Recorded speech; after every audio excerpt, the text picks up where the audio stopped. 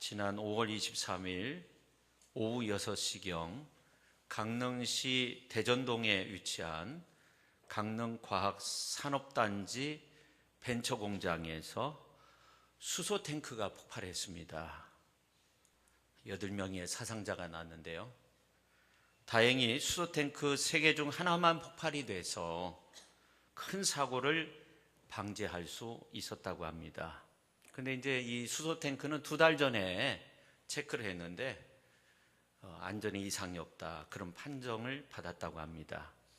근데 이 수소탱크는 태양광과 풍력을 전기에너지로 전환해서 그 전기로 물을 분해하고 수소를 저장하는 그런 탱크였다고 합니다.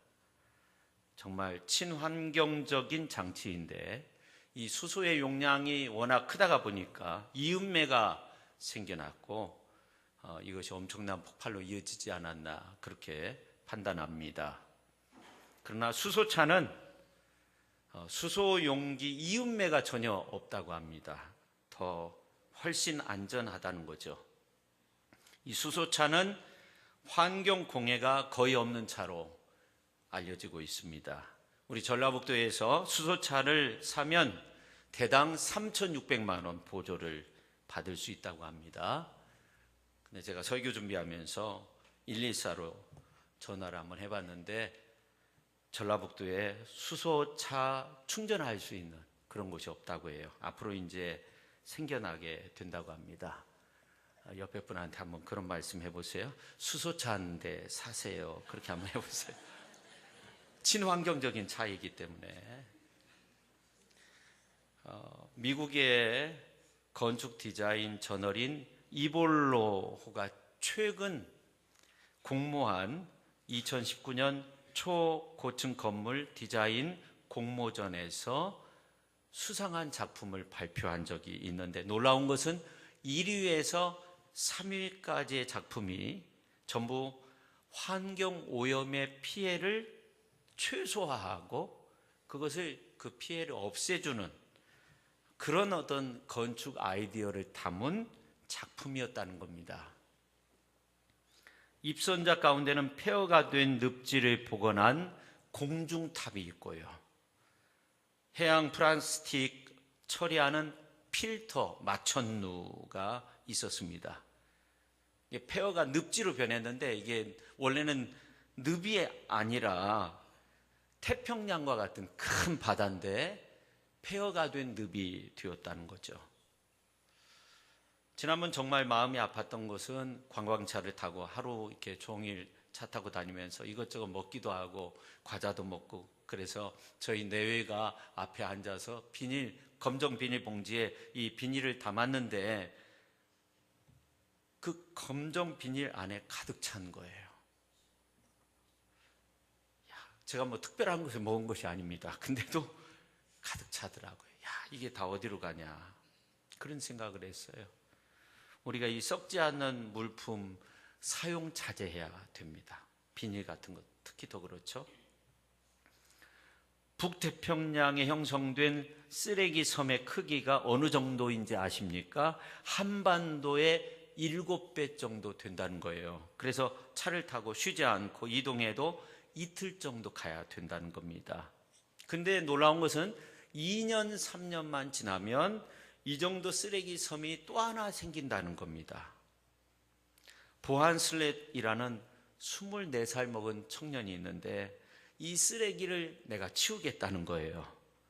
저는 크라우스 펀딩이 뭔지 전혀 모릅니다. 근데 이것을 통해서 338억을 벌었어요. 근데 이 돈을 모아가지고 큰 파이프관을 연결시켜서 그 안에 이제 그 쓰레기가 모여지면 이걸 이제 모아가지고 큰 배로 쓰레기를 육지로 보내겠다는 겁니다. 참 대단하죠. 비닐이 자연 분해하는데 최소 500년이 걸린다고 합니다. 최대는 몇 년이 걸릴지 모르죠. 이 비닐은 땅속에 묻으면 환경 호르몬이 생성되고요. 또 태워서 처리하면 다이옥신이 생성됩니다. 대형마트 같은 곳에서 비닐봉지 사용하면 과태료가 300만 원 나옵니다. 요즘은 북극 남극의 동물들의 뱃속에서 비닐이 나오고 분해된 비닐도 바닷물 속에서 이제 작은 물고기들이 그것을 먹어가지고 이 비닐 성분이 배설물에서 나온다는 거예요. 우리가 그것을 지금 먹고 있는 거죠. 제가 학교 다닐 때 이런 구호를 내걸었습니다. 사람은 자연보호, 자연은 사람보호. 그런데 이제는 더 이상 파괴된 자연은 우리를 보호해 주지 않습니다. 인간에 의해 파괴된 자연이 인간을 향해서 역습해 오고 있습니다. 누군가 자연 파괴 현상을 유리 새장 안에 있는 새로 표현한 적이 있어요. 한 마리 새가 유리장 안에 있는데 이제 바깥 세상을 향해서 이제 투명하니까 날아가려다가 부딪힌 거예요. 굉장히 아프겠죠. 수차례 시도를 했어요. 많이 다쳤어요. 이제 마지막이다 생각하고 큰 결심을 하고 이 새는 죽을 힘을 다해서 힘차게 날았습니다. 그렇지만 이번에도 유리에 부딪혀서 치명상을 입어서 더 이상 날 수 없는 새가 되었다 하는 겁니다. 현재 우리 자연은 몸살을 앓고 있을 뿐만 아니라 이제는 날 수 없게 되었습니다. 이대로 가다가는 지구도 날 수 없게 됩니다. 섬마다 해수욕장마다 밀려온 쓰레기가 가득하고요. 이 서해안 지역은 더욱더 그렇다고 해요. 중국에서 그 바람을 타고 밀려온 스티로폼이나 고무재질, 부표, 이 어장이라는 것을 이렇게 알려주는 부표, 이러한 것이 가득 차 있다는 거예요. 그래서 전 세계적으로 6월 5일을 환경의 날로 정했어요. 환경 운동을 하자는 겁니다. 자연 보호를 하자는 겁니다.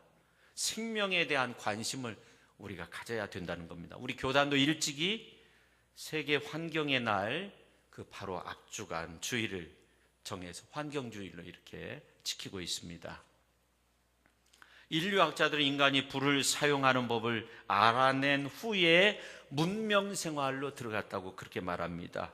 또한 인간은 인류 최초의 에너지인 불을 찾아낸 이후에 계속적으로 에너지를 찾아냈는데 원자력은 7번째 에너지라는 겁니다. 근데 이제 제8 에너지가 필요한데 이 8 에너지는 지금까지 이제 여러 가지 그 에너지를 사용하면서 나타난 문제, 이러한 것들을 해소해야 된다는 거죠. 자원의 유한성, 그 다음에 공해 발생하는 거, 이걸 해결해야 된다는 거예요. 그래서 최근에 수소가스에 대한 연구가 활발하고 이거를 이제 실용화하는 그런 단계에 이르렀는데 근본 큰 사고가 일어났죠. 그렇지만 크게 문제될 것은 없다고 합니다. 근데 이제 동경대학 권도 교수는 우리에게 가장 절실하고 당장 실천할 수 있는 제8 에너지에 대한 방안이 있는데 그것은 뭐냐면 지금 화력 발전을 한다고 했을 때 석탄을 떼서 화력 발전을 전기를 만들어 낸다고 했을 때 에너지의 3분의 1만 사용하고 있다는 거예요. 그거를 뭐 5분의 4든지 3분의 2든지 이렇게 늘려야 된다는 거예요. 거기에 더욱더 투자를 해야 된다는 겁니다. 에너지 과소비가 되어서 국제 수지가 자꾸만 악화되고 환경이 파괴되고 있다는 거예요. 전략해야 된다는 거죠. 결국 우리가 환경을 보호하기 위해서는 에너지를 아껴야 한다는 겁니다. 환경오염, 대기오염으로 온통 지구가 몸살을 앓고 있습니다. 먹거리를 생산하는 물이 오염되어 땅이 오염되어서 우리가 그것을 먹고 삽니다. 모든 생명체들이 생명의 위험을 느끼면서 살고 있고 많은 종류의 동식물들이 지구상에서 사라지고 있는데 한 예로 아프리카에서 가장 신선시하는 그러한 나무가 있는데 그게 뭐냐면 바오반 나무인데 어떤 환경에도 수천 년을 견뎌온 이 나무들이 집단적으로 말라 죽어가고 있다고 합니다. 그 외에도 무서운 질병들이 지금 발생하고 있죠. 아프리카 돼지 열병. 그래서 돼지가 이 바이러스에 감염되면 치사율이 100%라고 해요. AI 조류 독감이죠. 인간에게서도 발견되고 있다는 거예요. 근데 인간도 치사율이 75% 정도 된다고 합니다. 메르스로 인한 피해 얼마나 컸습니까? 가까운 야생 진드기로 전염되는 그러한 병의 어떤 치사율 30%가 된다고 하죠. 그보다 더 여러 가지 환경 공해로 얼마나 많은 인명 피해가 일어나고 있는지 알 수 없습니다. 이 모든 것들은 인간의 잘못된 생각, 욕심, 죄로 인해서 만들어진 것으로 결국 우리가 예수님의 이름으로 기도하면서 이러한 어떤 질병의 것들 물리치며 살아가지 아니하면 살 수 없는 그런 시대 속에서 우리가 살고 있습니다. 여러분, 예수님의 이름으로 질병도 이기시고 예수님의 이름으로 모든 나쁜 환경도 이기시고 예수님의 이름으로 모든 욕심과 죄된 모습들 다 떨쳐버리시고 예수님의 이름으로 기도하며 승리의 삶을 살아가시는 귀한 성도님들이 다 될 수 있기를 예수님의 이름으로 축원합니다. 시편 34편 17절에 있는 말씀을 보니까 의인이 부르짖음에 여호와께서 들으시고 그들의 모든 환난에서 건지셨도다, 그렇게 말씀하고 있습니다. 욥기서 5장 19절에 있는 말씀을 보니까 6가지 환난에서 너를 구원하시며 7가지 환난이라도 그 재앙이 내게 미치지 않게 하시며 라고 그렇게 말씀하고 있습니다. 시편 32편 7절에 있는 말씀을 보니까 주는 나의 은신처이오니 환난에서 나를 보호하시고 구원의 노래로 나를 두르신다고 그렇게 시편 기자는 노래하고 있습니다.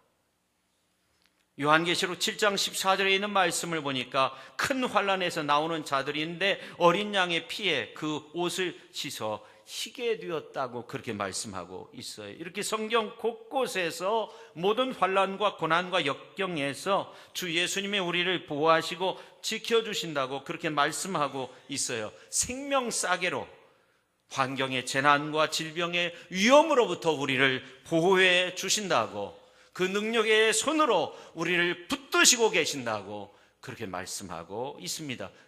그래서 그런 말씀을 붙잡고 우리가 믿음으로써 승리해야 됩니다. 기도함으로 승리해야 됩니다. 그렇다고 해서 주님이 창조하신 이 세계를 훼손하는 일을 해서는 안 돼요. 성도 여러분, 아담과 하와의 범죄로 나타난 일이 무엇입니까? 그 살기 좋은 에덴 동산에서 쫓겨나게 됐어요. 땅은 가시와 엉겅퀴가 나게 되었습니다. 아담의 후손은 에덴 동산의 삶과는 전혀 다른 가시 엉겅퀴가 돋는 그런 땅에서 땀 흘리며 피땀 흘리며 살아야 했습니다. 우리 시대의 환경을 다 파괴하면 우리 다음 시대는 어떻게 되는 겁니까? 우리의 잘못으로 이 땅이 공해로 오염물질로 가득하게 되었다면 우리의 다음 세대는 환경의 가시덤불 속에서 지내야 하는 거 아닙니까? 제가 어렸을 때 환경하고 지금의 환경은 전혀 달라요. 온도차가 나요.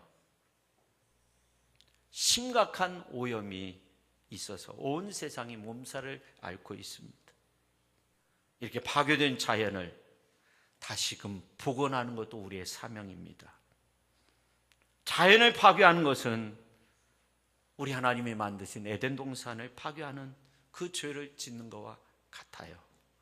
내가 아닌 다른 사람에게, 우리 세대가 아닌 다음 세대 그 누군가에게 피해를 주는 거예요. 환경 파괴가 그렇게 우리에게 죄가 되는 겁니다. 요엘 선지자는 이미 2800년 전에 말세에 관한 그런 말을 한 적이 있어요. 요엘서 1장 15절에서 18절에 있는 말씀을 보면 그 중에 이제 17절 말씀을 보면 씨가 흙덩이 아래에서 썩어졌고, 씨에서 싹이 나야 되는데 썩어버린 거예요. 창고가 비었고 곡간이 무너졌다는 거예요. 이는 곡식이 시들었음이로다. 가축이 울부짖고 소떼가 소란하다는 거예요. 이는 꼴이 없다는 거예요. 그런데 이러한 현상들이 우리 시대 속에서 나타나고 있습니다. 그뿐만 아니라 오늘 요한계시록 8장 6절에서 9장에 있는 말씀을 보면 나팔 재앙과 함께 인류 종말의 때 어떤 일이 발생하는가에 관한 말씀이 기록이 되어져 있어요. 근데 이러한 재앙의 모습들을 보면 대부분 환경 재앙입니다. 인간의 죄와 욕심으로 인해서 나타나는 것이 결국 환경 파괴로 이어지는 거죠. 창세기에 나오는 가시덤불과 같은 그러한 재앙입니다. 결국 환경 파괴로 얻어지는 재앙들은 우리 인간의 잘못된 탐욕과 죄로 인해서 나타나는 현상들입니다. 여러분, 요한계시록 22장까지 있는데 6장부터 19장까지의 내용을 보면 인류 종말에 관한 여러 가지 환난 재앙이라는 말씀이 나옵니다. 그 중에서 6장 1절에서 8장 5절까지 7인의 재앙이 나오고요. 그 다음에는 이제 7 나팔의 재앙, 그리고 15장부터 19장까지 말씀을 보면 7 대접의 재앙이 나옵니다. 근데 예수님도 이러한 인류 재앙에 관한, 대환란에 관한 말씀을 하셨어요. 종말에 관한 말씀이에요. 오늘 이제 마태복음서 24장에도 나오고요. 누가복음서 21장이라는 곳에서도 나옵니다. 근데 오늘 이제 마태복음서에 있는 말씀을 보면 첫 번째 난리가 일어나고요. 6절에, 7절에 전쟁과 내란이 일어나고, 그 다음에 세 번째 7절 말씀을 보면 흉년 배고픔이 있고요. 네 번째 기근 굶주림. 지금 지구가 사막화되어 가고 있어요. 많은 사람들이 기근 굶주림 속에서 죽어가고 있습니다. 다섯 번째 적그리스도의 출현, 성도의 고난이 심화되고, 여섯 번째 하늘의 여러 가지 징조가 발생하게 된다는 겁니다. 근데 참 놀라운 것은 이 복음서에 나오는 예수님의 그 말씀, 그 종말에 관한 어떤 재앙의 내용과 환난의 내용과 요한계시록에 나오는 7인의 재앙에 관한 말씀을 비교하면 거의 비슷해요. 7인이라고 하는 것은 7사람을 말하는 것이 아니라 7 임봉한 것을 뗄 때, 하나하나 뗄 때 재앙이 임한다 하는 겁니다. 근데 예수님이 말씀하신 내용과 너무나도 비슷해요. 그리고 더 나가서 7 나팔에 대한 재앙도 나오는데 역시 마찬가지입니다.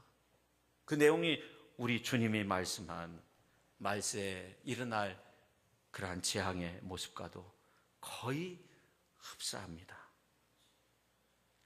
그래서 요한계시록 8장 8절의 9절 말씀을 보면 둘째 천사가 나팔을 부는 그러한 장면이 나와요. 9절에 있는 말씀에도 보면 나오는데, 이건 이제 화산 폭발이나 환경 오염으로 인한 재앙이라는 것들을 말해요. 백두산에서 최근 3년 동안 10번에 걸친 지진이 있었다고 하잖아요. 그 다음에 예를 들어서 네 번째 천사가 나팔을 불 때 그 모습이 나오는데 흑암의 재앙이 나와요. 우리가 이 흑암의 재앙을 그냥 쉽게 생각할 수 있어요. 별거 아니죠. 어두워지면 어때? 이렇게 생각할 수도 있는데, 이 출애굽기서에 있는 말씀을 보면 10가지 재앙이 나와요. 바로를 향해서, 애굽 사람들을 향해서. 첫 번째 재앙부터 이렇게 10가지가 나오는, 점점 그 재앙의 그 수위가 높아지죠. 정도가 높아지는데 흑암의 재앙이 9번째 재앙이에요. 예수님이 십자가에 못 박혀 죽으실 때 흑암이 임했어요. 많은 사람들이 두려움에 떨었어요. 백부장도 그런 마음이었어요. 백부장이 사형을 집행하는 집행관이었는데 예수님께서 그렇게 죽으시는 어떤 그 갈보리 언덕에서 일어난 기적의 사건들을 이렇게 보면서 이렇게 고백하잖아요. 진실로 그분은 하나님의 아들이었다고. 그래서 오늘 이제 그 본문 속에 나타난 재앙의 내용들을 이렇게 종합해 보면, 마태복음서나 요한계시록에 나와 있는 여러 재앙들을 종합해 보면 어떻게 말씀드릴 수가 있냐면, 이 모든 재앙은 먼저 자연 환경에 내려지는 것이라는 거예요. 자연에 문제가 생기고 그것으로 인해서 인간에게 문제가 생긴다는 겁니다. 그래서 요한계시록 8장 9절 말씀을 보면은 이런 말씀이 나와요. 바닷 가운데 생명 가진 피조물들의 3분의 1이 죽고 배들의 3분의 1이 깨지더라, 그렇게 말씀하고 있어요. 근데 요한계시록 8장 11절 하반절에 있는 말씀을 보면, 그 다음 절에 있는 말씀을 보면 많은 사람이 죽더라, 그렇게 말씀하고 있어요. 환경 파괴가 피조세계에 엄청난 타격을 가하고 나중에는 어떻게 돼요? 사람을 죽게 만드는 현상으로 발전하게 된다는 겁니다. 이걸 시간적으로 생각해 보면 이 과거의 문제가 오늘의 문제가 되는 거고, 오늘의 문제가 내일의 미래의 문제로 치닫게 되는 겁니다.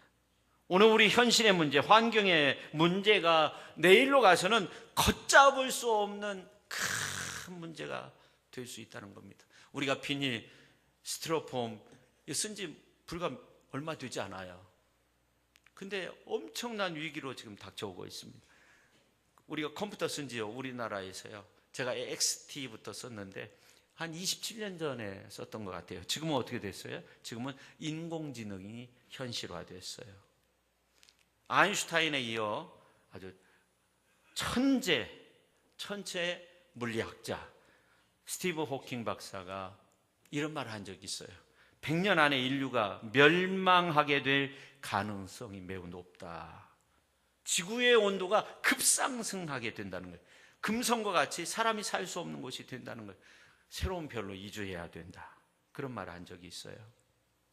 우리가 예수님 믿어 구원받은 백성이 되면 영원한 천국으로 이주해 가겠지만 환경 오염으로 얼마나 많은 사람이 죽겠어요. 많은 환란이 계속적으로 우리에게 닥치는 거예요. 7 나팔 재앙이 끝나면 7 대접 재앙이 나오는데 역시 마찬가지입니다. 이렇게 성경에 보면 우리 인간을 향한 분명한 경고가 있어요. 그것은 자연을 통해서 하나님의 심판이 주어지고, 그래도 안 되면 인간의 생명에게 직접적으로 피해가 가는 재앙이 내리게 된다는 겁니다. 지금 피조세계가 아파하고 있습니다. 인간이 편안하게 살기 위해서 자연을 파괴해서 자연이 병들어 있습니다. 수세기 동안 자연을 우리의 희생의 제물로 삼았습니다. 자연을 정복하면 우리가 안전하게 행복하게 살 줄 알았는데 무분별한 개발로 자연이 병들어가고 있습니다. 이제 우리가 어떻게 해야 됩니까? 이 생명의 보고인 자연과 더불어서 살아야 돼요. 함부로 자연을, 환경을 파괴해서는 안 됩니다. 성경에서 말하는 경고를 우리가 외면하지 말아야 된다는 거예요. 그래서 우리가 구체적으로 무엇을 해야 될 건가? 여러분 인터넷에 쳐보면 다 나와요. 우리가 무엇을 해야 되는지는 저는 다 안다고 생각해요. 이걸 하지 않는 거예요. 쓰레기 줄여야 되고, 비닐 사용 자제해야 되고, 되도록이면 재활용해야 되고요, 버리는 거 자제해야 되고, 에너지 아껴야 되고, 다 그런 거 아닙니까? 그 영화 투모로우에 보면 잭콜 학자가 나오는데, 사람들이 와서 인류 재앙이 언제 닥칩니까? 아마 100년 후, 10년 후면 닥칠 수 있습니다. 근데 그 일이 바로 일어나게 되잖아요. 하루살이하고 메뚜기하고 정답게 놀고 있었습니다. 이제 해가 질 무렵 메뚜기는 하루살이한테, 야, 우리 재밌게 놀았으니까 내일 보자. 하루살이는 내일이 뭔가를 물은 거예요. 계속 물었어요, 메뚜기한테. 이해를 할 수가 없었습니다. 근데 이번에는 메뚜기하고 개구리하고 놀게 됐어요. 이제 한참을 놀고 개구리가 내년도에 보자 그래요. 메뚜기는 내년이 뭔지를 몰라요. 그래서 눈이 튀어나왔는지는 모르지만 아무튼 메뚜기는 내년을 경험한 적이 없는 겁니다. 하루살이는 내일을 모르기에 내일이 무엇이냐고 그렇게 물었어요. 근데 그 내일이라고 하는 것은 오늘과 연결되지 않으면 의미가 없는 거 아닙니까? 어느 아이가 엄마한테, 엄마 내일이 무엇이야? 오늘 밤 지나면 내일이 와. 그 다음날 내일이 오늘이지? 그러니까 아니야, 오늘 밤 지나면 내일이 와. 그래서 이 아이가 이렇게 생각했다고 합니다. 나에겐 내일이 없다. 그렇게 생각했다고 해요. 6.25 전쟁 때 있었던 일 여러분 잘 알 거예요. 마가렛 라이트 히킨스라는 종군 기자가 여 기자인데 이제 중공군에 의해서 포위된 그러한 곳에 있게 됐어요. 아주 키가 크고 건장한 군인한테 영하 40도가 되는 그러한 추운 겨울에 제가 당신에게 무엇이든지 해줄 수 있는 그런 신이라면 당신은 제일 먼저 무엇을 요구하겠습니까? 이 병사가 한참 있다가 하는 말이 저에게 내일을 주십시오. 그렇게 말했다고 합니다. 미래학자로 불리는 피터 드레커 박사는 이런 말을 했어요. 나는 예측하지 않는다. 내일 무슨 일이 일어날지 알 수 없다. 근데 중요한 건 우리 인간은 거시적인 안목을 가져야 된다. 오늘 내가요 어떤 쓰레기를 버리고 어떤 환경에 좋지 않은 일을 한다고 하면 엄청나게 많은 파괴의 일들을 할 수 있어요. 저 개인 혼자 엄청난 일들을 할 수 있어요. 그러나 내가 그 일을 하지 않으면 엄청나게 이 환경을 아낄 수 있는, 보존할 수 있는, 내가 나무를 심고 좋은 일들을 하면 정말로 여기에 모여있는 분들만 그렇게 해도요 이 지역이 살아날 수 있고 더 나가서 정말 놀라운 일들을 감당할 수 있어요. 여러분 한번 생각해 보세요. 잘 정돈된 그러한 집안에서 혼자 어지는 거예요. 어진다고 하잖아요. 그냥 삽시간에 어질 수 있어요. 그 치우기는 어려운 거 아닙니까? 그렇습니다. 우리는 먼 미래를 내다봐야 된다는 거예요. 태초에 하나님이 아담과 하와에게 주신 에덴 동산과 같은 이 지구를 잘 가꾸면 축복입니다.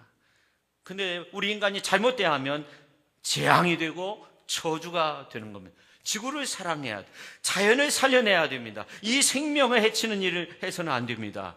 생명 살리는 삶을 살아야 됩니다. 생명 살리는 일은 하나님의 축복을 받는 일이 되는 줄로 믿으시기를 바랍니다. 할렐루야. 이사야서에 있는 오늘 본문 말씀을 보면 하나님은 우리 인생에게 근원이 풍부한 환경의 복을 주셨다는 것을 알 수 있어요. 그런 은혜를 우리에게 주시는 하나님이 되심을 알 수 있어요. 오늘 41장 17절 이사야서에 있는 말씀을 보면 물이 없어서 갈증으로 그들의 혀가 마를 때 나 여호와가 그들에게 응답하겠다는 겁니다. 물 부족한 가운데 있을 때 우리가 나무를 심고 물을 아끼고 그런 일들은 하나님이 그 마른 혀를 다 채워주신다는 거예요. 18절에 있는 말씀을 보면 골짜기 가운데 샘이 나게 하며 광야가 못이 되게 하며 마른 땅이 샘 근원이 되게 할 것이며 라고 그렇게 말씀하고 있습니다. 하나님은 우리에게 넉넉한 은혜와 복으로 채워주시는 근원적인 복으로 채워주시는 그러한 하나님이 되시는 줄로 믿으시기를 바랍니다. 그래서 우리들은 사람과의 관계 속에서 신앙 환경과의 어떤 관계 안에서 가정 안에서 사회 속에서 그래서 좋은 그런 모습으로 아름다운 모습으로 그렇게 살아야 되는 겁니다. 믿음으로 그것을 구해야 됩니다. 오늘 19절에 있는 말씀을 보면 여러 나무를 심는다고 그렇게 말씀하고 있어요. 이 삶의 근원된 복을 말하는 겁니다. 우리의 삶이 이러한 삶의 제목으로 가득할 수 있기를 예수님의 이름으로 축원합니다. 우리의 가정이 그런 은혜가 있으시기를 바랍니다. 우리 교회가 그런 은혜, 삶의 근원부터 생명과 그리고 성령의 역사를 주 예수님께로부터 받아서 큰 제목으로 큰 나무로 쓰임받을 만한 그러한 이 나라 민족으로 이 지구촌으로 우리가 만들어가야 된다는 겁니다. 여러분이 회개라는 단어를 보면 돌아선다 그런 말이 있잖아요. 그런 의미가 그 속에 담겨져 있잖아요. 가던 길 돌아서는 거예요. 근데 이 회개의 필수 조건 두 가지가 있는데 하나는 죄를 버리는 거고 하나는 하나님께로 돌아가는 거예요. 하나님께로 나아가는 거, 이 두 가지를 의미하는 겁니다.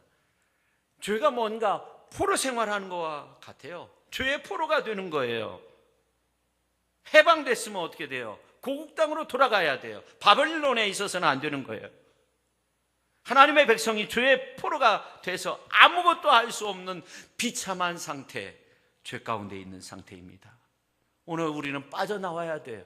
회개하며 빠져나와야 돼요. 죄 가운데서 빠져나와야 돼요. 하나님의 영광을 위해서 살아야 됩니다.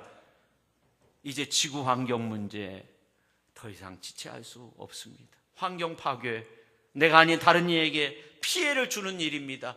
이제 거기에서 빠져나와야 됩니다. 환경 보존을 위해서 우리가 힘써야 됩니다. 태초에 하나님이 우리 인간들에게 다스리고 정복하라 했어요. 근데 이 땅에 동식물 오염되고 모든 생물들이 오염되어 죽어가고 있습니다. 많은 종들, 동식물의 종들이 멸종되어 가고 있습니다.